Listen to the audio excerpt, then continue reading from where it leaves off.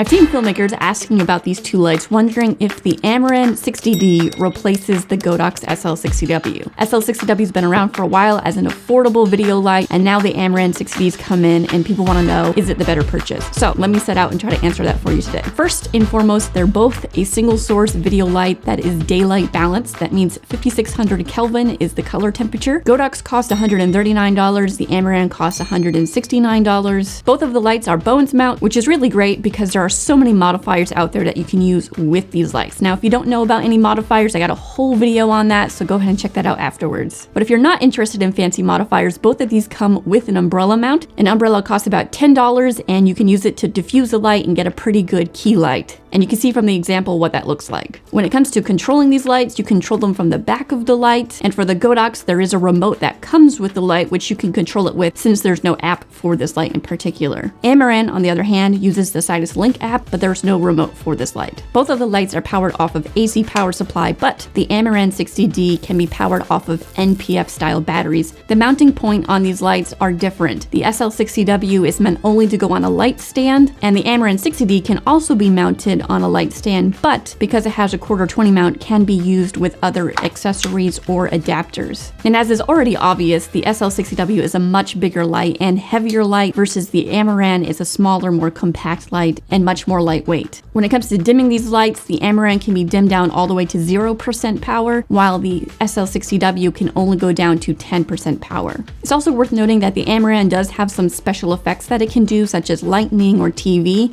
but you can only access those from the app. And the SL60w has no special effects at all. And lastly, both these lights come with a Bones mount reflector dish. However, the Amaran 60d is a mini reflector dish, while the Godox is a regular sized reflector dish. Personally, I don't really like the mini reflector because it's really small and not very useful, and also because it creates a really significant hot spot with the light. Speaking of the reflector, I did do a light reading with my Sekonic spectrometer so you can get an idea which light is brighter and doing better things. However, I used the SL60w reflector on both of these for the measurements because I felt like that was more fair and less of a hot spot on these lights. It's also worth noting that both of these do have fans that are always on. You cannot turn them off. Here's a recording of them just so you can hear it for yourself.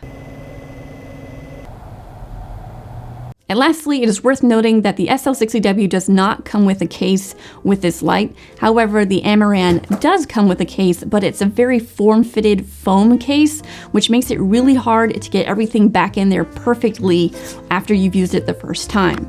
Honestly, I really don't like the case with the Amaran because it aggravates me every time I try to put stuff back inside of it. Now, if you don't plan on ever using the case and you just have another one that you're rolling with, that's great. This isn't a problem, of course. When it comes to my overall opinion and recommendation, I would say go with the Amaran 60d. You're getting more light control, being able to go down to 0%. You have the option to run off of battery power. It's smaller, more compact, and even though it does come with a case that's not the most useful, at least it comes with one, I suppose. So ultimately, I'd say there's more good things going for the Amaran 60d over the SL60w. Does this mean that the SL60w is irrelevant now? It's quite possible. I don't know if this means Godox will just lower the price on the SL60w to keep it competitive and keep it around, or if they'll just stop selling the SL60w and just sell their ML60 or ML60 bicolor, which I already did a comparison between the Amaran 60d and X versus the Godox ML60 and ML60 bi. So if you missed that, that's also linked up here, and hopefully that will help you out in figuring out which one to buy. So if the video was helpful to you, give it a like, and if you're not subscribed,